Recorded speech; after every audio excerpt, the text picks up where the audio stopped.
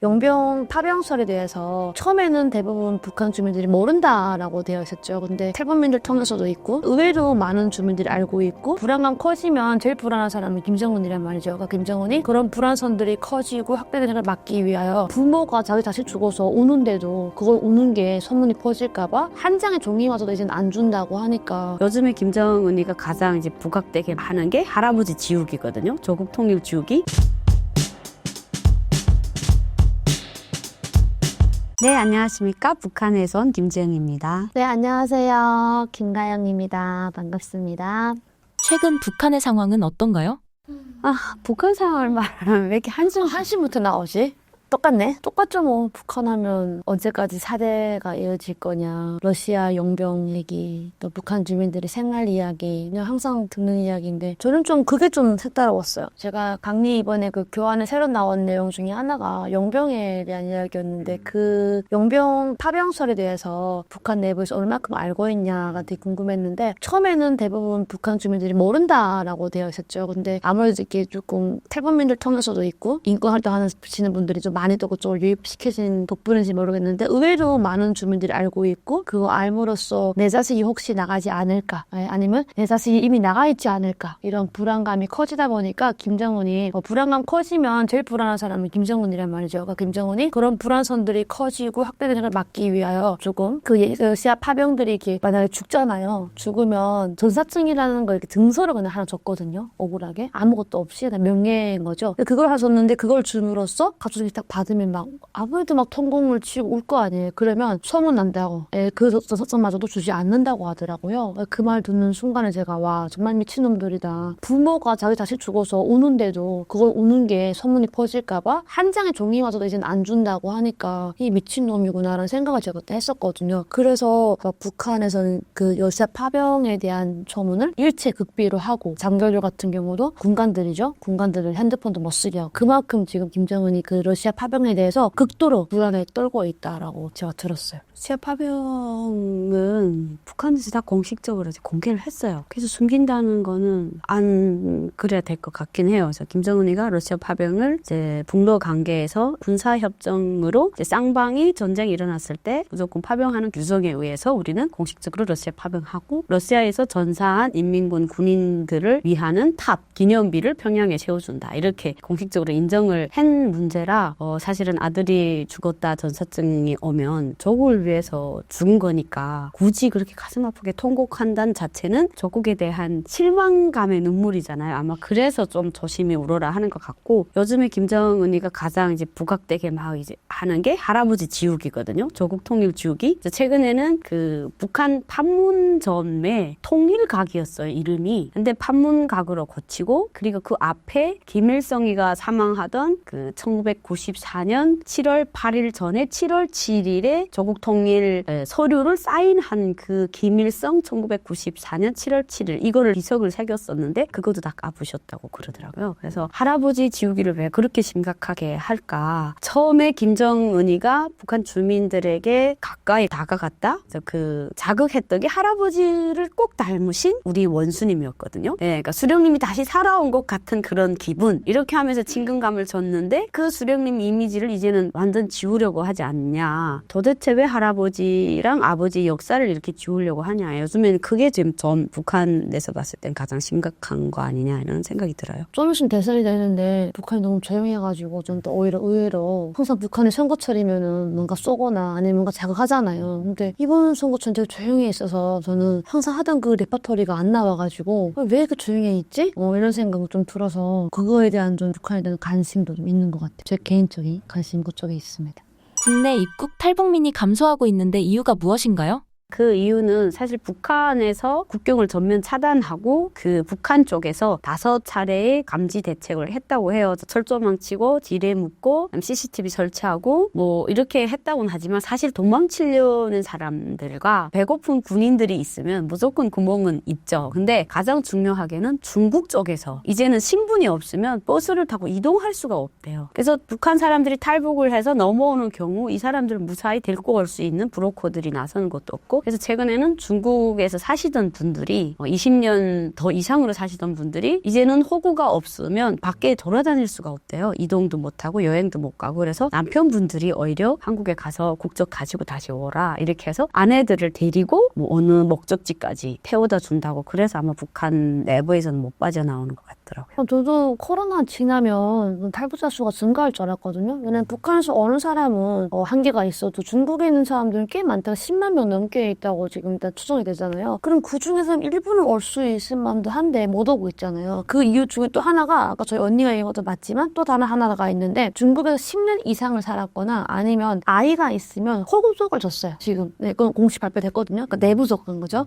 줘가지고 그 사람은 대신 그 멀리는 못 가요. 말하자면 성이면은 그 성에서는 자유롭게 이동할 수 있는 그런 지금 탈북민만의 그런 허적을 준 거죠. 그래서 그걸 받은 사람들이 어찌보면 내 애도 있고 남편에서 10년 살았으면은 적응도 되고 중국말도 되니까 아 그래 또 위험겁이 있게 한국 가는 길도 모르고 또 한국 가서 어떻게 사는지도 모르는데 그냥 아이도 있고 남편도 있는 여기서 농사지으며 살자. 어차피 잡혀갈 일은 없으니까 이런 마음으로 이제는 마음 먹고 그 자리에 그냥 앉아있는 북한 주민들이 꽤 많다고 제가 중국에 있는 분이 들었거든요. 그래서 그 말 들으면서 아니 거기서 사는 건 농사짓는 삶이지만 한국에 오면은 자유도 있고 훨씬 더 많은 꿈이 펼쳐지는데 왜 안 오냐 했더니 올 때 잡히는 확률도 있고 또 그런 가족을 버리고 오는 그런 것도 있잖아요. 그 쉽지 않다라고 얘기하더라고요. 그래서 그런 것들이 복합적이어가지고 아마 오는 그 탈북자 수가 여전히 지금 감소하고 있는 거 아닌가라는 생각을 해봐요. 어찌 보면 북한의 김정은하고 시진핑이 합작으로 그걸 만들었지 않았을까라는 생각도 해요. 왜냐면 한국 가는 것보다는 그냥 중국에 있는 게 나으니까 북한 입장에서는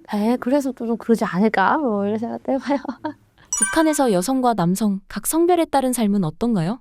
북한이라는 곳을 설명하려고 하면 저는 뭐 사회가 발전됐거나 뭐 덜 발전됐거나 이게 문제가 아니라 모든 주민이 남한으로 치면 남한에서 남자들 제일 힘든 거 군생활이라고 하잖아요. 군생활 아니라 여기서 북한을 말하라고 하면 교화소? 대한민국에서 굳이 표현하려고 하면 감옥 생활을 하면 그래도 여기 대한민국 먹을 걸 다 준다더라고요. 감옥에서. 근데 월급은 뭐 최저로 주니까 그거는 말도 안 되지만 마음대로 눕지 못하고 마음대로 나가지 못하고 사람 만나지 못하고 핸드폰 못하고 그러니까 사람이 자유를 누리던 사람이 그 안에 들어가서 얼만큼 그게 고통스러울 거잖아요. 그래서 남한 분들에게 굳이 설명하라면 남한의 감옥도 아마 북한보다는 더 자유롭다. 그렇게 말하고 싶고 저희가 흔히 그런 말 하거든요.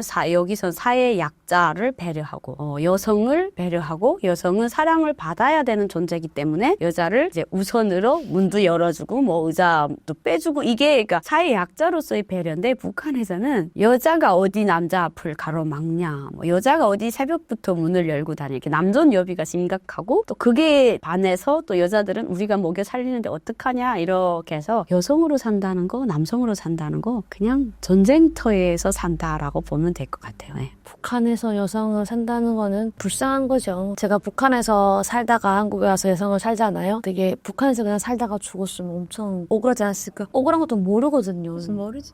왜냐면 그 사람들이 이렇게 여성이라면 이렇게 살 수 있다는 걸 알아야 억울하고 그 정도에 불만도 있을 텐데 모르니까 당연히 여성은 이렇게 사는구나. 남자가 갑으로 여자가 의로 또 그리고 여자는 되게 할 일도 많고 이런 것들이 저는 모르니까 근데 한국에 와서 보니까 너무너무 좋은 거예요. 그래서 먼저 돌아가신 엄마가 불쌍하고 또 평생 바친 우리 할머니가 너무 불쌍한 거잖아요. 근데 북한에서는 정말 여성의 항상 북한 정권은 혁명의 수레바퀴 한 바퀴를 북한 여성이 민다고 할 만큼 여성이 굉장히 중요한 가치라고 하는데 안 그래요. 명산만 보세요. 여성들이 배낭을 메고 일 다니고 땅을 파고 강물에서 세탁을 하고 뭐 여자인지 남자인지 구분이 안 될 만큼 일을 하잖아요. 북한의 여성은 정말 불쌍하다는 너무 마음 아파요. 남한 사람과 북한 사람들의 공통점과 차이점은 어떤 게 있나요? 공통점이면 한민족이니까 우리는 아무리 서로 뭐 밉다 곱다고 해도 우리 가족이 아무리 싫어도 버릴 수 없는 것처럼 우리는 그냥 한민족이니까 같죠. 그리고 언어가 같고 그리고 뭐 생김도 같고 같은 건 되게 많지만 다르다고 하면요. 70년 동안 북한 사람들은 그냥 70년 동안 전쟁 속에 산다고 생각하면 돼요. 한국 사람들은 그냥 인간의 삶을 살았다고 봐야죠. 그래서 우리가 전쟁이라는 곳에서는 나 하나 살기 위해서 양보도 없고 꼼수 피워야 되고 몰래 도망도 쳐야 되고 숨어 있어야 되고 들키지 말아야 되고 뭐 다양한 방법이 있잖아요. 전쟁터에 총알이 날아오는데 사랑해 자기야 이럴 수 없는 것처럼 그래서 전쟁터에서 70년 사는 사람들이고 여기는 그냥 인간의 삶을 사는 사람들. 북한에서 우리가 계속 말하는 뭐 종교의 자유 없습니다. 정치 참여의 자유 없습니다. 뭐 이동의 자유 없습니다. 전쟁인데 뭔 그런 걸 바라는 건가? 제가 요즘 오래 사니까 그런 생각이 들더라고요. 그래서 한국 국민들은 인간 세상에서 사니까 점점 더 착해지고 배려하고 더 감성적으로 변한다고 하면 열악한 환경에서는 점점 먹을 건 부족하고 옆에 동료들은 계속 죽어가고 그러니까 사람이 악만 남고 더 화가 나 있고 그냥 다치면 폭발할 것 같은 전혀 다른 곳의 사람이 천국과 지옥 요즘 드라마가 그런 게 있더라고요. 지옥과 천국 하는데 지옥도 줄 서서 차례대로 이제 가라 그러면 가더라고요. 북한에는 줄 서서 차례로 가라고 해도 사람들이 아비규환해 말을 안 들어요. 저렇게 비교를 하면 될까? 이런 생각도 해봤는데 그래서 그런 것 같아요. 저희 언니가 되게 좋은 말 한 것 같은데 가족이라고 해서 버릴 수 있나요? 그래서 나 안 버리고 데리고 왔구나 한국까지. 참 고마운데 예, 저는 그런 생각 같은 건 진짜 살면서 아 이래 한민족이구나 정말 너무 통일해야 되는 이유 중에 하나도 우리는 정말 같은 게 너무 많은 민족이다 이게 꼭 나오잖아요. 근데 다른 것도 또 오히려 많아요. 왜냐면 사람이 어떤 환경에 사는가에 따라서 그 사람의 성격이 달라지거든요. 저도 원래 성격이 아니란 것 같은데 해마다 바뀌는 것 같아요. 이 사회에 적응하면 할수록 제 성격이 예, 그래서 아 정말 사람도 적응동물이구나. 어디 가서 사는가에 따라서 내가 이렇게 달라질 수가 있구나. 근데 북한 사람들은 정말로 그 고슴도치 마냥 가시를 돋고 산단 말이에요. 근데 우리가 때로는 우리 사회에 보면은 지금 보면 너무 잘 먹고 잘 살고 너무 풍요로워가지고 조금 한마디로 말하면 그런 거죠. 옛날 제가 좀 꼰대라고 할 수도 있어요, 여러분. 조금 많이 나태해졌다. 불만 불평이 너무 많아졌다. 왜? 너무 잘 먹고 잘 살다 보니까. 근데 북한은 그런 게 없어요. 그게 저는 일단 사람으로 비교하면 다른 것 같아요. 북한은 정말 자그마한 걸 줘도 그거에 대한 고마움을 크고요. 자그마한 게 내 몸에 와닿아도 엄청난 걸 발휘하거든요. 그래서 저는 그런 것들을 봤을 때 예를 들어서 뭐 전쟁 뭐 이런 게 없어야 되겠지만 만약에 정말 북한과 우리가 촛불을 겨루고 있다고 하면 우리는 이 사람을 상대방한테 무조건 죽여야 되라는 생각을 하기 전에 한 3초를 망설인단 말이에요. 근데 북한군이라든가 북한에 교육받은 주민들은 그런 망설임이 없단 말이에요. 저는 그게 같은 민족이면서도 그건 확실히 다르다라고 얘기하고 싶어요. 서로의 모습을 북한에서 볼 때는 어떠셨나요? 저는 북한에서 봤을 때 저희 동생은 되게 이제 지금은 성인이 다 돼서 이게 서로 같이 일도 하고 소통이 되는 어른만의 세계잖아요. 제가 북한에 있을 때는 제가 대학생일 때 초등학생, 중학생 이렇게 나이 텀이 있다 보니까 제가 이제 항상 우리 가영이는 그냥 자식이면 너무 좀 과하게 갔지만 자식을요. 아무튼 그냥 그러니까 그게 좀 뭐라 그러지 아직까지 이렇게 지금 아니 아픈 손가락은 맞는데 북한에 있을 때는 되게 내가 이뻐하는 동생 북한에서는 그렇게 챙겨주는 동생이었던 거지 어찌 보면. 그렇죠. 챙겨주는 건 동생이니까 챙기는데 그래도 이건 계속 내 꽁무니 계속 따라다니니까 그냥 이거는 뛸 수 없는 이렇게 1+1 같은 존재. 근데 지금 대한민국에 와서 같이 정착하면서 되게 의지되고 힘이 되고 대견 뭘 잘하면 너 잘한다 이것보다도 와 저게 언제 저렇게 커서 지금 저거 하고 있지? 내가 무슨 엄마도 아닌데 대견한 느낌이 드는 것 같아요. 그래서 지금은 되게 친구 같고 그리고 이제 성격상 저는 스차누미즘이 많아요. 일 아니고 나머지는 다 신경 안 쓰는. 근데 우리 동생은 좀 감성적으로 예민하게 이제 그래도 칭찬해주고 뭐 이런 걸 잘 챙겨요. 근데 가끔 너무 잘 챙기면 됐어 그만해서 그냥 그만해 이럴 때도 있지만 앞으로 저희 노후는 아주 가영이가 있어서 행복하지 않을까 이런 생각을 해봅니다. 이렇게 훈훈하게 이런 질문을 해도 작가님 고맙네요. 아 정말 저희 언니가 T거든요. 그래서 이렇게 훈훈한 말은 가끔씩 하고요. 평소에는 현실적인 얘기만 하거든요. 극T거든요. 그래서 오랜만에 이렇게 아주 감수성이 풍부해질 얘기를 들어가지고 기분 좋은데요. 여러분 T라도 진심은 제대로 말해요. 북한에 있을 때 우리 언니는 어릴 때부터 사업을 했었거든요. 왜냐면 북한은 우리가 그 조상님의 덕을 대대손손 보고 사는 계급 사회다 보니까 저는 언니 나이 차이 때고 저는 그때 당시 막 공부할 때였고 언니는 이미 사회인으로 나가서 자기 사업도 하고 일할 때다 보니까 제가 볼 때 언니는 마냥 산 같은 존재였죠. 왜냐면 언니는 이미 사회에 나가서 어린 나이에도 불구하고 자기 사업도 하고 또 사회적 인지도도 있고 또 그리고 너무 예쁘게 생겼고 북한 스타일 아니 이게 지금 감성이시고 북한 스타일 스타일 생김새가 아니어가지고 제가 언니 그 연애편 쪽지를 너무 많이 갖고 다녀가지고 언니 한 번만 좀 만나게 해달라. 그만큼 언니 스타일이 독특했어요. 왜냐면 북한의 그 미인상은 좀 이렇게 좀 저처럼 좀 이렇게 좀 둥글둥글하고 좀 막 이런 게 미인상이거든요. 근데 언니는 한국형 미인상이었어요. 그래서 북한에서 언니 보고는 한국형 미인이라 했었거든요. 이래서 여러분 김정은이가 드라마 보지 마.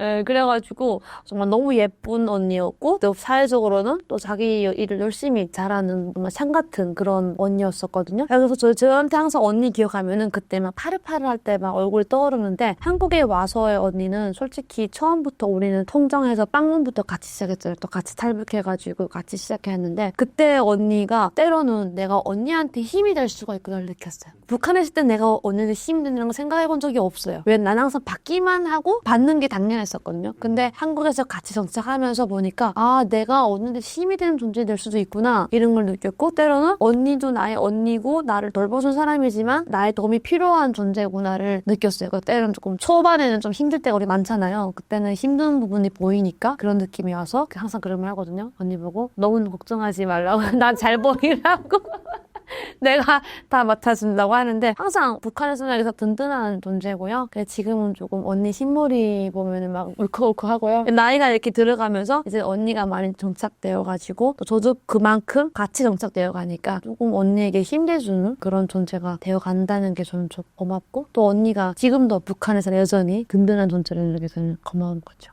북한에 계셨을 때 기억에 남는 두 분만의 에피소드가 있나요? 저는요 항상 언니한테 미안해요. 왜냐면요 제가 지금 생각하는데 항상 그러더라고요. 자매들은 크면서 같이 많이 싸운다고. 제가 언니랑 어릴 때 같이 살았었거든요. 나이 차이가 좀 있음에도 불구하고 자매니까 제가 언니한테 지금 보면 너무 많이 개긴 거죠. 그래서 지금 생각하면 그때 내가 왜 그랬지? 여기 말로 사춘기였나? 이렇게 포장을 하긴 하는데요. 지금 생각하면 너무 언니한테 많이 개겼어요. 그리고 또 많이 받았어요. 받으면서 개긴 거예요. 그러니까 받지 못하면서 개겼으면 좀 억울할 법한데 언니한테 많이 줬으면 에도 불구하고 내가 엄청 많이 언니한테 했단 말이에요. 이거 지금 보면 좀 그런 미안함이 저는 항상 있어요. 근데 뭐 같이 했던 추억도 많지 않을까 싶어요. 그냥 일단 제가 가인 여보 키웠어요. 일단은. 이 얘기 너무 힘들어요.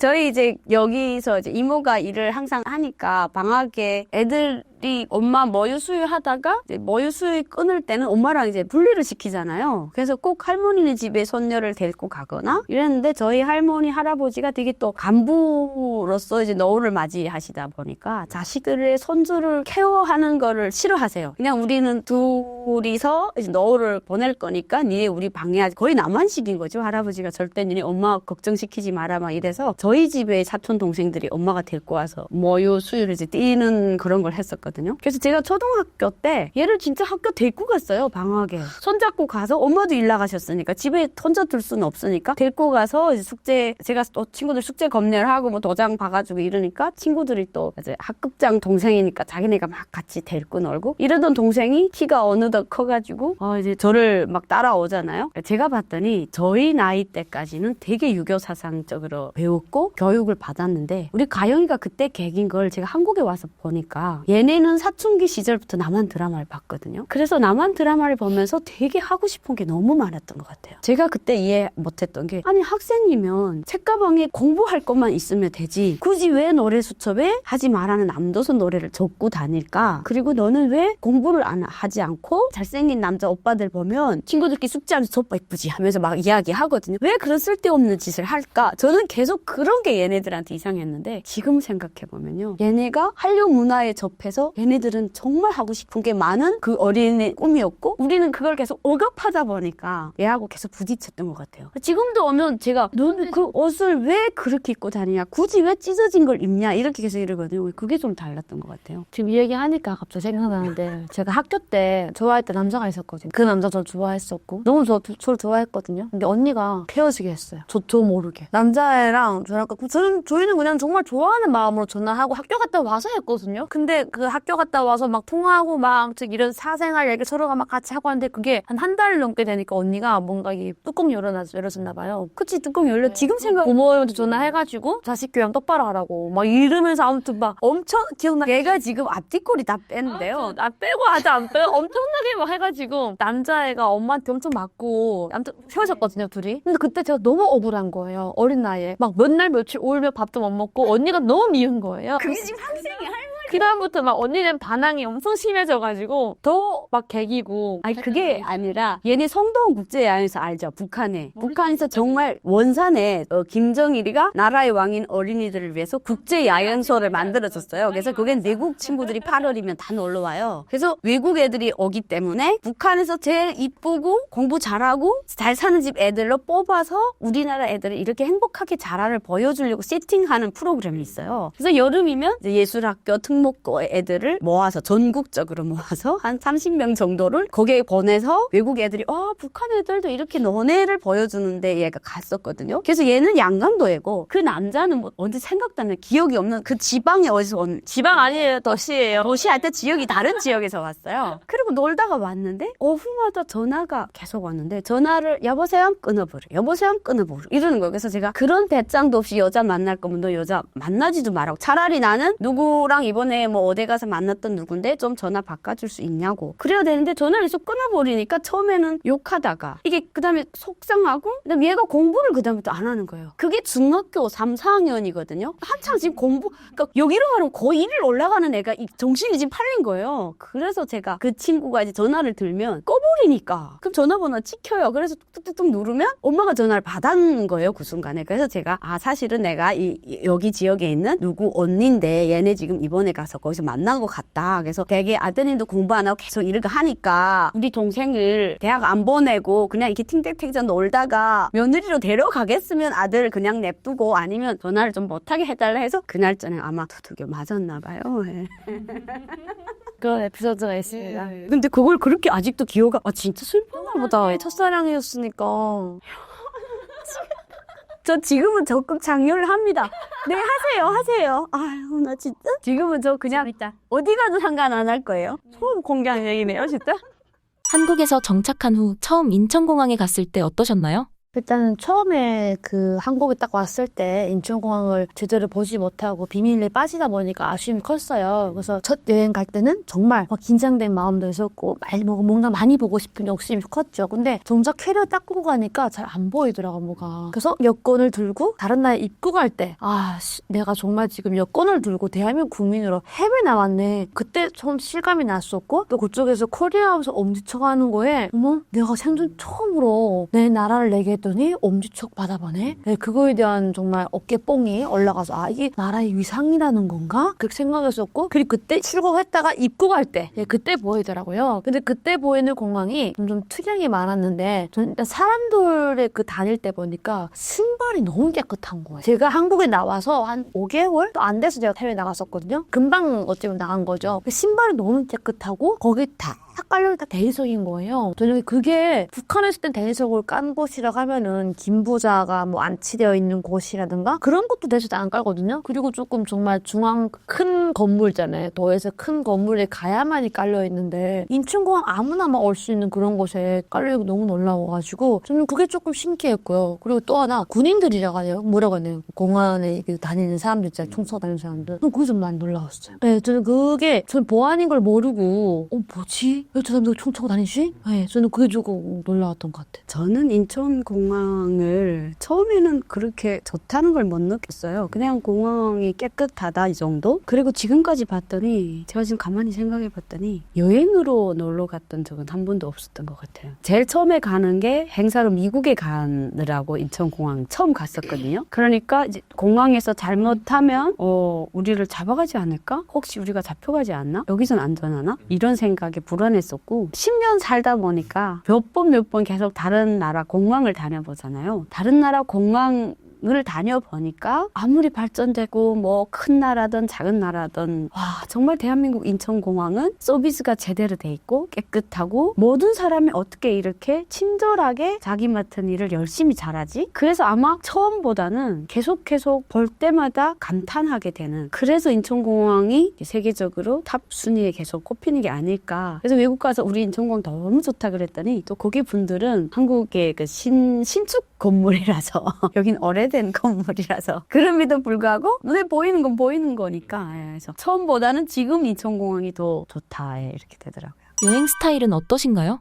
저 집수니까인데 저는 일단 여행을 간다 그때부터 이제 스트레스 받거든요. 근데 가면 또 되게 신나게 놀고 이제 가면 온 김에 다 보고 가자가 아니라 온 김에 쉬고 가자 이거라서 숙박이 되게 편해야 돼요. 그래서 그런 주의라 이제 그냥 놀러 간다고 하면 되게 제 생각에는 숙소가 좋아야 되고 그 안에서 뭐가 다 해결돼야 되고 그리고 이제 가성비 따져보면 캐리어 끌고 가야지 비싼 티켓을 내고 가서 집에서 좀 그냥 계속 침실에 누워 있는 거면 집에 있는 게 낫지 않을까 이런 건 거죠. 예. 놀러 가는 건 좋아하죠. 저는 뭐 여행이 저희 유일한 뭐 낙이 나갈 수 있을 만큼 또 여행을 좋아하기 때문에 저도 근데 옆으로 좀 같아요. 여행을 간다 해가지고 뻥 뻗겠다, 막 번전을 다 뻗겠다, 막 이런 게 아니고 저는 왜냐면 세계를 많이 봐야죠. 어떻게 사는지도 봐야 되고. 예, 그래서 가서 경험을 하면서 그 나라의 문화를 경험하고 그래서 저는 짧고 저는 굵게 그냥 많이 안 다니고. 하루에 한 개만 딱 보고 숙소가 쉬고 이런 걸 좀 좋아하기 때문에 저는 얼마 전에 일본도 갔다 와서 보니까 일본도 선진국이고 굉장히 서비스도 일본이 한국보다 뭐 뒤처지지 않을 만큼 굉장히 잘 되어 있음에도 불구하고 저는 한국이 훨씬 더 좋고 특히 인천공항이 딱 발 넣는 순간에 와 그래 이게 바로 편리함이고 이게 바로 웅장함이지 이런 게 느껴지더라고요. 그래서 제가 역시 인천공항이구나. 두 분이 함께 여행 갔을 때 다투신 적은 없나요? 그러진 전혀 않아요. 외로 또 가면 잘 맞아요. 근데 잘 맞아요. 왜냐면 가영이가 숙소를 다 골라요. 그러면 저는 따라가면 되고 제가 또 어떤 성향이 있냐면 저는 일단 여행을 가면요 다 챙겨야 돼요. 하나라도 빠뜨리면 안 돼요. 그래서 제가 막 열어보면 다 있어요. 그러니까 그렇게 가기 때문에 한 번 여행을 떠나는 게 너무 일이 많은 것 같은 그런 느낌? 뭐를 해도 나는 제대로 하고 와야 된다 이런 거 있는데 일단 나가면 되게 잘 놀아요. 근데 그런 게 있잖아요. 자매들도 취향이 다르잖아요. 저희는 취향이 되게 비슷해요. 제가 많이 올드한 거죠. 제가 좀 올드한 게 아니라 내가 좀 많이 맞춰주는 편이긴 하죠. 예, 저는 또 언니니까 많이 따라가는 편이고요. 예, 제가 많이 왜냐면 저는 볼 날이 많잖아요. 아니 근데 우리가 해외여행을 둘이 같이 간 적은 없어요. 일적으로 언니랑 미국에 갔었던 적이 있고 이번에 또 이제 가는데 그때 또 일인 거거든요. 저희가 또 이제 가는데 그때 일로 가고 그다음 자율증 가는 지금 생각해보니까 우리 해외 간 적 없어요. 둘이서 해외여행을 가본 적이 없어요. 국내 여행도 둘이서 가본 적은 없어요. 늘 모든 사람들 같이 언니들 같이 가니까 가인님 가면 맨날 일 안 하고 놀고 또 언니들이 우리 챙긴다 안 하고 아무도 둘이 진짜 간 적이 없네. 이렇게 보니까 우리 조만간에서 또 여행 가기로 했었거든요. 되게 가까운 자매인데 왜 여행을 갈 수 있는 언니가 여기 싫어하니까. 근데 언니가 최근에 들어와서 조금 다니려고 하더라고요. 정말 예전에는 정말 아예 싫어했어요. 진짜 언니 뭐 여행만 나와도 그냥 막 귀찮아 막 요즘에는 언니 왜도 가영아 그래도 조금 쉴 때 그래도 좀 바다가 예쁜 동남아잖아요. 좀 가수 배기도 하고 좀 쉬고 왔으면 좋겠다 이런 말을 가끔씩 하더라고요. 그래서 제가 너무 좋죠. 여행을 단둘이 가본 적이 없다 보니까 근데 항상 취향이 비슷해가지고 언니가 야 가영아 이게 맛있겠지 않니? 그럼 나 보면 맛있을 것 같은데? 또 제가 언니 여기는 꼭 가봐야 돼. 언니 보고 좋다 이렇게 뭔가 잘 그게 돼요. 그래서 우리 취향이 여행 가야겠다 우리. 괜찮아. 진짜 둘이서 왜 못 가봤지? 세상이 사는 게 바빴나 보지. 바빴죠. 해외에서 한국이 생각나셨던 적이 있다면 언제인가요? 여러분 저는요 그냥 집 문 밖을 나가고 비행기 타면 바로 집 생각이 나요. 그리고 집 나가면 고생 이런 말을 어릴 적에 되게 많이 들었는데 아무리 나가서 먹어도 고추장 김치가 계속 생각나고요. 라면이 제일 먹고 싶을 때 아무리 나가도 우리가 먹고 있는 그 흔하게 매콤한 그 라면 맛이 그리고 되게 대한민국 소주가 너무 비싼 거예요. 그래서 그게 항상 그리웠고 그리고 언어가 안 통하니까 어디를 가도 되게 그런 게 있어요. 저희는 북한이 고향이다 보니까 한국에 와서도 평시에도 항상 그 감정 밑바닥 어딘가에는 와 우리가 좀 이제 다른 곳에서 왔지. 그래서 뭐를 잘 하려고 하다가도 아 그래 이런 게 좀 서운한 게 있는데 그래도 여기는 그나마 내가 여권 들고 있는 내 나라 땅인데도 좀 주눅이 살짝 들 때가 있거든요. 근데 그럼에도 불구하고 이거 들고 외국에 나갔을 때 어떤 생각이 드냐면 아 내가 이 여권 들고 여기 나왔으면 이제 휴지 하나 버려도 대한민국 국민이 이러면 안 되지 않을까? 이거 내가 북한에서 와서 혹시 이런 짓을 하는 게 아닐까? 이런 생각이 되게 들고 그냥 빨리 집에 가고 싶다 이런 생각이 드는데 인천공항 딱 들어오면 와 너무 행복하다 이러는 거죠. 근데 저 한국에 그런 말 있더라고요. 해외 나가면 애국자가 된다. 대부분 한 열에 8명 저희가 그걸 경험한다고 생각하거든요. 근데 아마 여러분 그거 아세요? 해외 딱 나가는데 태국기를 보면 뭔가 엄숙해지면서 이 오른손이 자기도 모르게 왼쪽에 딱 가는 거. 전 정말로 태국기를 보면은요. 자주 모르게 막 근데 너무한 거 아니야? 이게 북한이 고향이라서 그런가? 아니 막 긍지스럽고요. 그리고 너무 그 태국기 막 펄럭이는 게 좀 너무 좋아요. 그래서 그때 딱 느끼죠. 아 내가 언제 북한 인공기를 보고 내가 이렇게 가슴에 손을 얹거나 그 대한민국 국민성으로 내가 해외 나와서 살아봐야지 이런 건 느껴본 적이 없는데 태국기 앞에서는 자신이 스스로 나는 해외에 나와서 한국인으로서 잘하고 있었나. 그리고 탈북민들이 사실 탈북하면서 인공기랑 태국기를 제일 많이 그릴 거는. 그럼 맞아요. 왜냐면 이제 말이 똑같으니까 인공기를 그리면서 여긴 절대 가지 말아라. 여기를 데리고 가야 된다고 할 수 있는 게 국기들이거든요. 그래서 북한 인공기 그리고 곱하기 하고 태국기 그려놓고 여기로 간다고 이제 표시해놓고 나 여기 간다 이렇게 하니까 그게 되게 그걸 보면 마음이 되게 짠하지 않을까 그런 생각을 해봤네. 진짜 그래요. 그게 내가 내 나라가 얼마나 좋고 내 나라 국력이 얼마나 대단해야 내가 해외 나가서 받는 게 어느 정도 대접이 받는구나를 느껴보기 때문에 저희는 또 특히 북한에서 살다가 왔기 때문에 더더욱 그걸 느껴서 훨씬 애국심이 그냥 업이 되죠 뭐. 그래서 올 때 막 이런 마음도 가져든 한국 들어가면 봉사활동을 한 달에 한 번 꼬박꼬박 할 거다 이런 막 자부심 높다 착륙하는 생각이 바꿔지는 거지. 학 와가지고 집에 들어가 딱 씻고 나 눕잖아요. 그러면 스케줄이 막 차 있어요. 그러면 자기 모르게 그 봉사활동이 작아지면서 또 영어 공부도 같이 작아지면서 그거 항상 그런 마음 오는 거죠. 해외에 있는 북한 식당에 가보신 적이 있나요? 저는 가본 적이 없어요. 저는 가봤어요. 저는 중국에 있는 북한 식당 갔었는데 상하이에 있는 북한 식당이거든요. 근데 그때 당시 제가 방송 활동을 하기 전이었어요.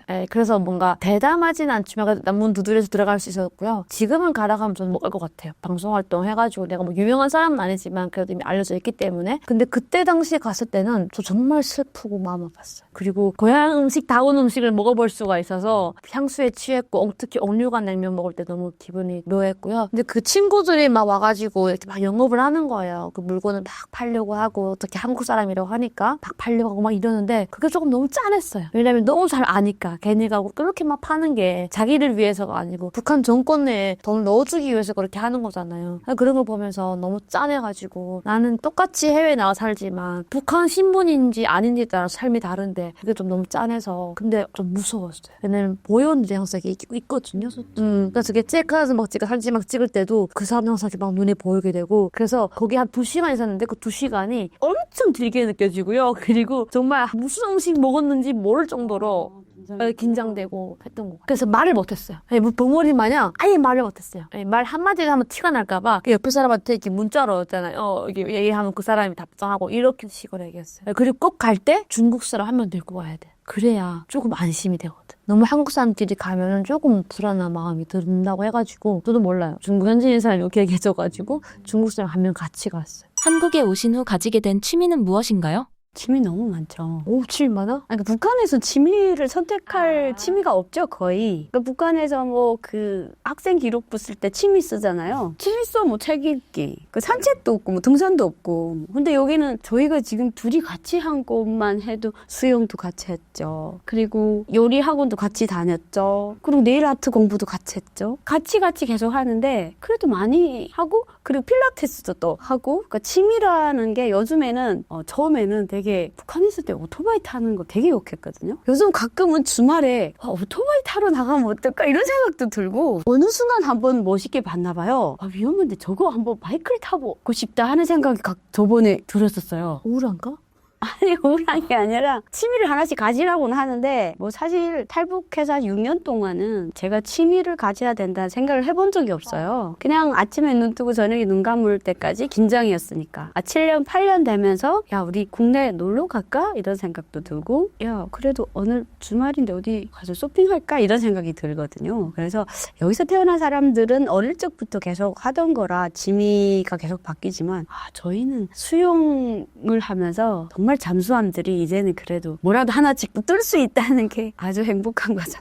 저도 뭐 북한과 비교하면 취미가 꽤 많이 늘었죠. 근데 저도 취미 생활을 하며 살아본 적이 없었던 것 같아요. 한국에 와서도. 왜냐면 워낙 빨리 정착해야 된다는 마음에 여유를 못 느꼈었고, 그래서 막 꽃이 피면 예뻤어요. 그때도. 예뻤는데 지금처럼 이렇게 여유를 가지면서 보는 예쁨이 아니고, 그때는 그냥 꽃이 예쁘다 이 정도였거든요. 지금은 좀 여유 생기다 보니까 취미 같은 경우에는, 저 같은 경우에는 운동을 시작했거든요. 제가 헬스를 시작했는데 너무 죽기 싫어요. 근데 갔다 오면 너무 기분 좋아요. 그리고 저는 또 강사다 보니까 운전을 정말 거의 택시기사 이상으로 하잖아요. 그러면서 노래를 듣는 게 엄청난 힐링이 몰랐어요. 왜냐면 상반기에는 강의가 별로 없거든요. 집에만 있거든요. 근데 뭔가 다운되는 거예요. 그때 차 딱 끌고 나가서 노래를 켜놓고 드라이브 하잖아요. 그렇게 기분 좋을 수가 없더라고요. 그래서 제가 나 취미 하나 또 생겼네. 이게 또 취미구나 생각했어요. 노래 들으면서 드라이브를 하고 또 한강에 가서 한강라면 먹고 이런 게 좀 모기가 물잖아. 안 물어.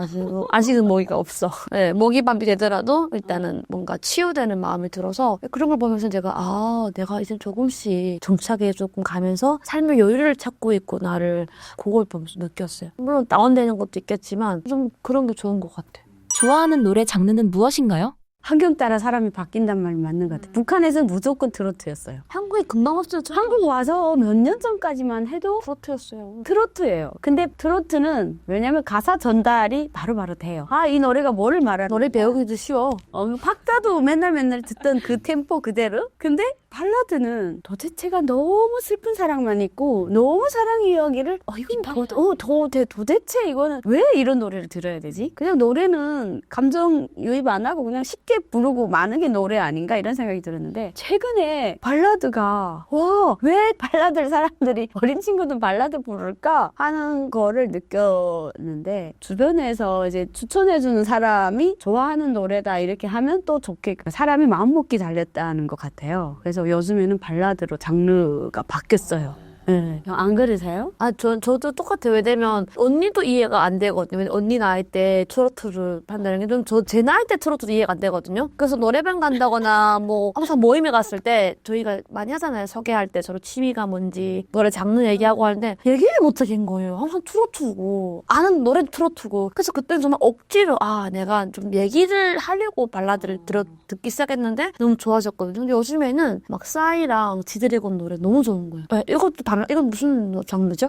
너무 좋은 거예요, 그 노래들이. 그래서 나도 이젠 조금씩 이 사회에 이것 또한 적응되어 가는구나 그런 생각을 하는데 언니가 또 멀지 않았네요. 나중에 언니 차에서도 지드래곤 노래가 지드래곤까지는 갈 것 같아. 빅뱅까지도 못 갈 것 같아. 그리고 아이돌 하나도 몰라요. 그래서 아이돌 노래는 아직까지 별로예요. 저도. 모르겠어요. 근데 여성 아이돌은 남자들이 다 알고 근데 제가 모르겠어요. 그래서 빅뱅도 아이돌이네요. 그러고 보니까. 그치? 좋아. 싸이 노래가 좋아. 싸이는 아이돌이 아니지. 싸이 아이돌 아니지. 근데 그런 장르가 싸이 장르 특이하거든. 되게 좋아. 요즘 화났나 봐요. 맨날 오늘 밤은 삐딱하게를 좋아하더라고요. 지드래곤. 그게 지드래곤 빅뱅.